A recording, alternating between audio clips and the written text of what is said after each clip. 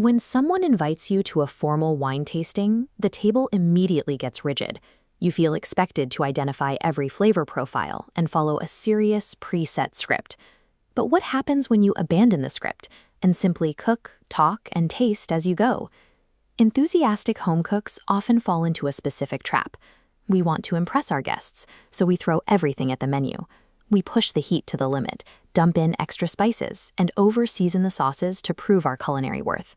There is an alternative to all that pressure. You can let the afternoon unfold on its own terms. You cook a little, you talk, you taste a bite, and you adjust in real time. The meal becomes a living conversation rather than a performance. For one particular afternoon, our menu sounded like a geographic collision: a Spanish white wine, French-inspired mushroom tartines, an Italian pasta, and heavy red wines from Chile. On paper, mixing all those regional styles sounds like a recipe for chaos. If you abandon traditional rules of geographic authenticity, you need a different principle to keep the flavors grounded. That principle is restraint. Look at the back label on this Spanish organic Viura Sauvignon Blanc.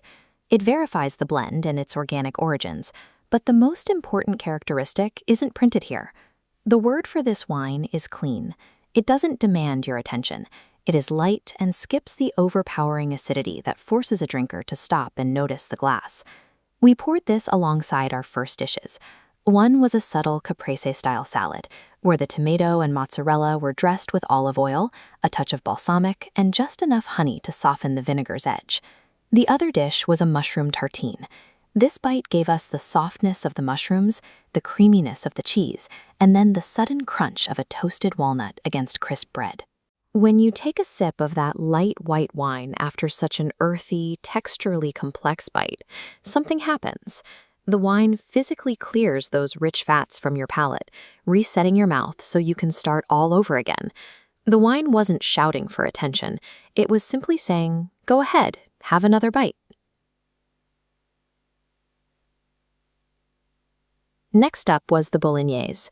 The previous time we made this sauce, we added way too much seasoning, pushing the intensity to the maximum until the individual ingredients were lost. This time we held back. By using fewer spices, the meat, tomatoes, and aromatics stopped competing for attention and fused together into a single, unified flavor profile.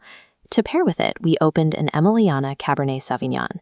When we tasted the wine isolated from the food, it was harsh. It hit the palate with forceful tannins that felt aggressive. But then we took a bite of the bolognese.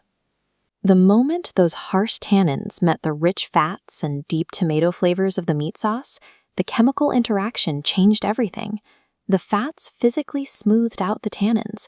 The food domesticated the wine, calming its aggressive nature and allowing it to become a balanced companion to the meal. Later, we opened a Pinot Noir to see how a different archetype would behave. This wine was the opposite, a relaxed, conversational pour that sat quietly beside the dish without needing to announce itself. Whether you're using fats to tame a dominant wine or relying on a quiet one to offer support, the result is the same. The food stays at the center of the experience.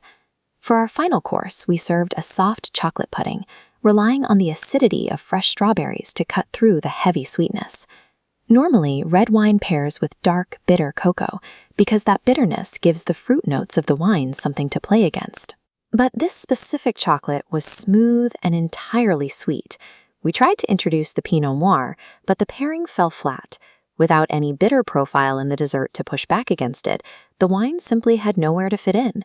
We could have forced the combination, but instead we just set the glasses aside.